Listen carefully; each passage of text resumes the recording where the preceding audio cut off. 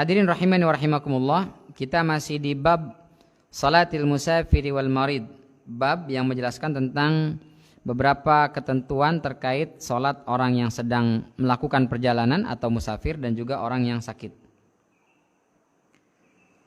Di pertemuan sebelumnya kita sampai di hadis ke-35 kalau di kitab kami. Kita masuk ke hadis berikutnya, hadis ke-36. Bismillahirrahmanirrahim. An Jabir radhiyallahu anhu qala qala Rasulullah sallallahu alaihi wasallam khairu ummati alladzina idza asa'u istaghfaru wa idza safaru qasaru wa aftaru akhrajahu at-Tabrani fil Awsat bi isnadin dha'if wa huwa fi mursal Sa'id ibn al-Musayyib 'inda al-Baihaqi mukhtasaran.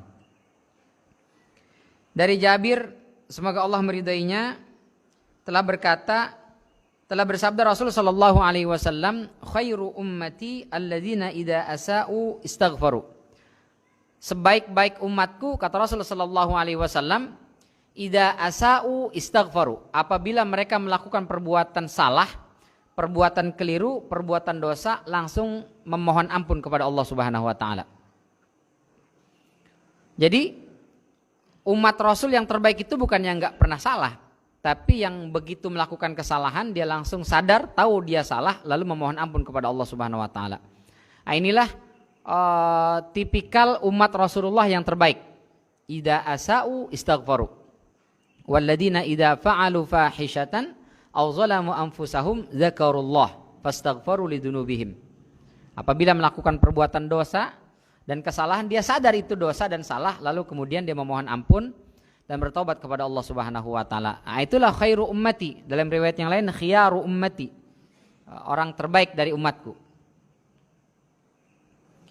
Hadirin rahimani wa rahimakumullah, menyadari kekeliruan dan kesalahan ini amat penting.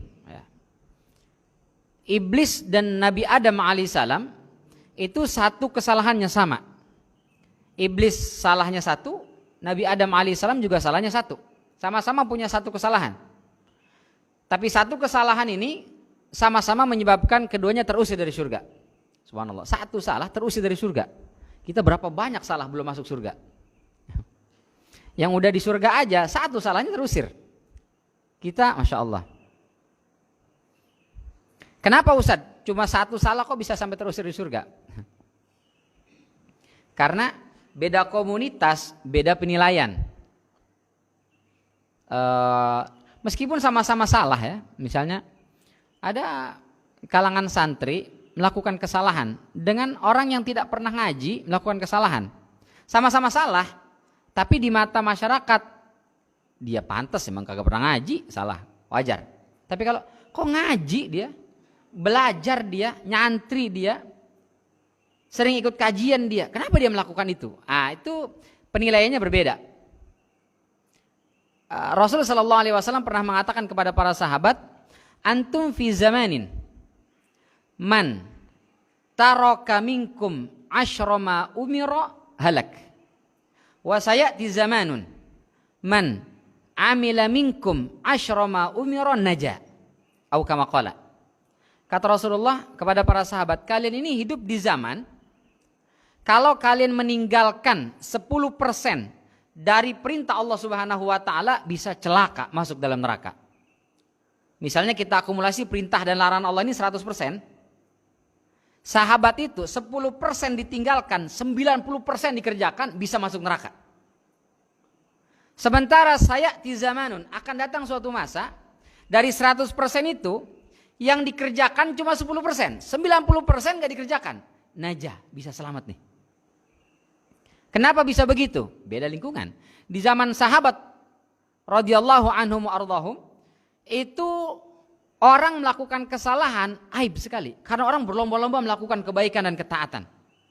Kalau dia melakukan salah, cepat-cepat datang ke Rasulullah. Ya Rasul, tahir nih, bersihkan saya, saya habis melakukan ini, habis melakukan itu. Langsung mengakui. Zaman sekarang ditunjuk, kamu salah ya, kamu masih tetap nggak ngaku. Udah keciduk KPK pun, saya tidak bersalah. Beda zaman memang. Di zaman itu, kalau ada orang melakukan kesalahan, Itu meskipun cuma 10% kadarnya bisa menyebabkan dia masuk neraka.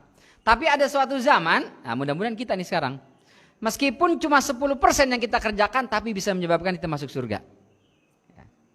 Kalau para sahabat Ramadan dari tanggal 1 sampai tanggal terakhir, kalau 29 ya 29, kalau enggak 30 ya 30. Itu semuanya dihabiskan waktunya di masjid. Dihabiskan waktunya untuk melakukan ketaatan, dihabiskan waktunya semua untuk melakukan ibadah kepada Allah Subhanahu wa taala. Kita 10 terakhir aja udah alhamdulillah. Banyak yang nggak sanggup. 5 hari terakhir juga nggak sanggup. Bahkan 1 malam terakhir pun banyak yang nggak sanggup. Bahkan yang lebih parah lagi, kelarin tarawih bareng imam aja nggak sanggup. Tarawihnya bareng imam, tapi begitu mau witir pulang. Kenapa pulang? Tinggal witir udah bisa. Iya memang. Atau saya mau tahajud Ustaz, jadi saya mau witirnya di sana aja. Padahal sudah dimotivasi oleh Rasulullah SAW. Barang siapa yang sholat bersama imam hatta yansarif, sampai kelar tuh imam, kutiba lahu qiyamu lailatin, dicatat itu sedang melaksanakan sholat sepanjang malam. Subhanallah. Dari isya selesai taraweh witir, tidur, nggak ngapa-ngapain, nggak sholat, nggak ibadah, bangun-bangun sahur. Selesai sahur sudah azan subuh, nggak sholat, tapi dicatatnya sholat. Kalau kita bersama imam sampai kelar. Tapi kalau tarawehnya tidak ikut sama imam, witirnya tidak ikut sama imam, boleh Ustaz? Boleh. Tapi tidak mendapatkan keutamaan itu. Berapa jam sih kita sanggup untuk sholat tahajud sendirian di rumah? 2 jam? Bisa dihitung. Kalau para hafiz mungkin. 1 jam, boro-boro sejam Ustaz. Setengah jam aja udah bingung. Habis ini surat apa lagi dibaca ya? Stok hafalan kita terbatas masalahnya. Kalau setengah jam, sejam aja, misalnya dari jam 2:30 sampai 3:30. Berarti sebelum 2:30 tidur kita. Tidak terhitung sedang sholat. Jadi nggak usah semalam kita ibadah, sedikit saja, tapi bisa menyebabkan kita selamat. Nah ini mudah-mudahan kita di hidup zaman ini. Apa bedanya iblis dengan Nabi Adam alaihissalam? Sama-sama satu salahnya, sama-sama terusir. Bedanya cuma satu. Yang satu sadar, tahu kalau salah lalu minta maaf. Yang satu tidak merasa salah sehingga tidak perlu meminta maaf. Itu saja bedanya. Iblis salah, tapi nggak mengakui dia salah dan tidak merasa perlu untuk minta maaf. Maka terusir dari surga dan tidak akan balik lagi ke surga. Nabi Adam salah, terusir dari surga, tapi sadar salah lalu meminta maaf. Memohon ampun kepada Allah Subhanahu wa taala dan minta diajarkan, ya Allah bagaimana caranya saya harus memohon ampun kepadamu? Maka diajarkan dalam surat Al-A'raf itu, Rabbana zalamna anfusana wa illam taghfir lana wa tarhamna lanakunanna minal khasirin. Sebagian ulama mengatakan itu dibaca sejak tergelincirnya matahari sampai terbenamnya matahari. Berapa jam tuh? Salahnya satu, minta maafnya setengah hari. Subhanallah. Luar biasa. Kita salahnya bejibun. Bejibun itu berapa? Banyak gitu ya. Minta ampunnya, minta maafnya sebentar aja. Astagfirullahaladzim, selesai. Padahal mestinya lebih banyak gitu ya. Nah, khiyaru ummati, kata Rasulullah, khairu ummati, sebaik-baik umatku adalah yang kalau melakukan kesalahan, dia sadar itu salah lalu memohon ampun kepada Allah Subhanahu wa taala. Jadi merasa diri salah itu penting sekali. Merasa diri selalu saya banyak salah, saya banyak dosa, itu penting sekali dibandingkan mencari kesalahan orang. Ya. Si anu salah, si itu salah, si ini nggak benar, yang itu telah melanggar sunnah, yang ini telah mengerjakan kebid'ahan, yang itu melakukan perbuatan yang melanggar syariat. Daripada itu mendingan, ya Allah saya udah benar apa belum nih? Jangan-jangan saya salah nih. Itu yang khiyaru ummati kata Rasulullah, itu yang khairu ummati. Umatku terbaik itu adalah yang selalu kesini. Saya salah nih, jangan-jangan saya banyak salah. Sehingga tidak ada waktu dan tidak ada kesempatan untuk nunjuk orang salah. Selalu dirinya. Itu khairu ummati kata Rasulullah sallallahu alaihi wasallam. Yang kedua, wa idza safaru qasaru wa aftaru. Atau qasiru ya. Qasara yaksiru. Qasaru wa aftaru. Yang kedua, umatku yang terbaik itu kata Rasulullah sallallahu alaihi wasallam adalah kalau dia melakukan safar, perjalanan, maka dia mengqasar salatnya dan tidak berpuasa atau berbuka. Itu adalah umatku yang terbaik. Hadis ini diriwayatkan oleh Imam At-Tabrani, tapi hadis ini dinilai dhaif karena lewat Zubair bin Saddad kalau tidak salah ya. itu termasuk mudallis. Dia mengambil hadis dari Ibnu Lahiyah. Kita pernah ceritakan Ibnu Lahiyah ini seorang ulama perawi hadis yang dinilai lemah setelah kasus terbakar rumah beliau. Jadi beliau hafalan hadisnya banyak, kitab hadisnya juga banyak. Hafalannya tidak terlalu kuat. Ya, jadi suka agak lupa ini kalau nggak salah, ini kalau nggak salah Saddad atau Ma'dad. Kira-kira begitu. Maka untuk mengkonfirmasi hafalannya yang agak sedikit keliru-keliru itu, beliau punya kitab. Maka jadi kuat periwayatan dari beliau. Tapi suatu hari terjadi kasus musibah di rumah beliau terbakar. Semua kitab-kitabnya habis terbakar. Maka beliau tidak lagi bisa mengkonfirmasi hafalannya dengan kitabnya. Oh, dahsyat luar biasa. Setelah itu periwayatannya dinilai lemah. Ya Allah. Padahal hafalannya masih ratusan ribu, Pak. Hafalannya masih ratusan ribu hadis, tapi dinilai lemah. Kita berapa hafalannya? Belum yang ketukar, yang kebolak, yang kebalik. Innamal a'malu binniyat. Itu riwayat siapa? Pokoknya ada itu. Pokoknya ada itu jadinya. Begitu aja udah merasa hebat banget kita itu ya. Masyaallah.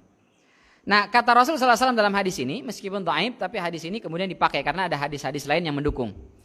Kalau kita melakukan safar, dalam hadis ini disebut yang terbaik umatku adalah dia mengqashar salatnya, lalu tidak berpuasa, iftar, berbuka. Lalu yang afdal yang mana Ustaz? Dalam Al-Quran Allah katakan wa antasumu khairul lakum in kuntum ta'lamun. Berpuasa itu lebih baik bagi kalian kalau kalian mengetahui. Jadi sebetulnya kalau kita sedang kondisi safar, itu bagusnya puasa atau berbuka. Imam Ahmad bin Hanbal mengatakan berbuka. Kata Imam Ahmad, musafir itu afdol bagi dia berbuka, meskipun kuat, meskipun sanggup. Bahkan kalau dalam mazhab Hanabilah itu, kita pernah sampaikan kemarin, orang yang melakukan perjalanan secara rutin pun masuk kategori musafir. Sopir yang antar kota itu, saya Ustadz ke Surabaya setiap hari. Kok bisa Pak? Pekerjaannya apa? Sopir bus. Ya memang tiap hari ke sana, selesai bawa sini lagi. Atau pilot, atau nahkoda, atau masinis misalnya. Itu pun menurut mazhab Hanabilah terhitung sebagai musafir. Maka dia pun berbuka puasa. Nah itu kalau mazhabnya Imam Ahmad bin Hanbal. Tapi kalau jumhur ulama, Abu Hanifah, Imam Malik, dan juga Imam Syafi'i, dilihat dari kitanya, kembali ke si saimnya itu, si yang berpuasa atau si musafirnya. Kalau perjalanannya itu terasa berat untuk dia, maka memaksakan untuk tetap puasa makruh. Afdolnya berbuka. Tapi kalau dia kuat, tidak merasa harus berbuka, maka afdolnya buat dia adalah tetap lanjut puasa. Ini menurut jumhur ulama. Ustaz, saya memang perjalanan itu ke Surabaya, tapi naik pesawat. Yang nganter saya dari rumah sini, dari Pamulang ke bandara, belum balik ke rumah saya udah sampai di Surabaya. Lebih capek sopir yang nganter ke bandara dibandingkan saya melakukan perjalanan. Jadi saya merasa tidak perlu berbuka. Apakah saya menyelisih sunnah? Menurut jumhur ulama tidak. Itu afdal. Tapi kalau menurut Imam Ahmad itu enggak afdal. Ikut yang mana kita Ustaz? Terserah. Bapak mau yang mana? Kalau kami secara pribadi yang dhaif ini ikut pendapat jumhur ulama. Jadi kalau dirasa saya tidak harus berbuka ini karena masih kuat, perjalanan tidak melelahkan, terus tinggal dikit lagi sampai di sana tuh jam 5.30 menit, dikit lagi buka, aduh sayang banget, ya, menggantinya nanti repot misalnya. Maka sebaiknya kalau kami secara pribadi yang dhaif ini ikut pendapat jumhur ulama, tetap melanjutkan berpuasa.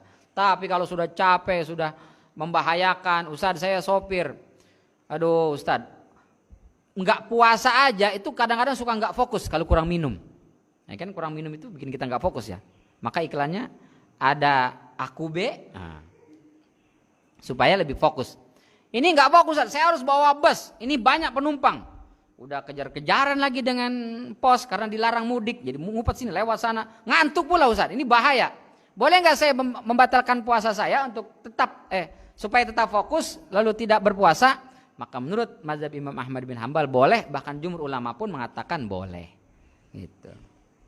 Jadi khiyaru ummati itu tetap dikembalikan kepada pribadi masing-masing. Kalau dia kuat untuk tetap berpuasa, maka afdalnya itu tetap puasa. Tapi kalau dia membutuhkan untuk berbuka, maka afdalnya juga berbuka. Wallahu a'lam bishawab. Mudah-mudahan Allah selalu mudahkan kita untuk menunaikan ketaatan kita kepadanya, dan mudah-mudahan kita semua termasuk pengikut Rasul sallallahu alaihi wasallam besok di hari kiamat itu yang dipersilahkan oleh Allah Subhanahu wa taala untuk bisa meminum dari telaganya baginda sallallahu alaihi wasallam, dan tidak termasuk yang diusir. Ya Allah, sedih banget. Ya. Itu dia ikutan minum, ikutan ngantri mau minum di telaga Rasul sallallahu alaihi wasallam, tiba-tiba dihalau, diusir oleh malaikat. Rasul memanggil-manggil, "Ya Allah, ini umat saya kenal, ini umat saya. Kenapa diusir? Kenapa dihalau? Apa salahnya? Apa masalahnya? Ini umat saya ya Allah." Kata Allah Subhanahu wa taala, "Innaka la tadri ma ahdatsu ba'dak." Kamu enggak tahu ya Rasul apa yang mereka perbuat sepeninggalmu. Ngakunya doang umatmu, tapi mereka tidak mau mengerjakan perintahmu. Ngakunya saja umatmu, tapi dia bermaksiat kepadaku dan kepadamu. Ini menurut Imam Nawawi. Auzubillahi min dzalik. Maka mudah-mudahan kita tetap diaku oleh Rasulullah sallallahu alaihi wasallam, dan juga diaku oleh Allah Subhanahu wa taala sebagai pengikut Rasulullah sallallahu alaihi wasallam, sehingga kita tetap diperbolehkan meminum telaganya Rasul sallallahu alaihi wasallam, sehingga mudah-mudahan biar kata sedikit amal kita, tapi mudah-mudahan Allah pantaskan kita masuk ke dalam surganya Allah Subhanahu wa taala bertetangga dengan Nabi kita Muhammad sallallahu alaihi wasallam.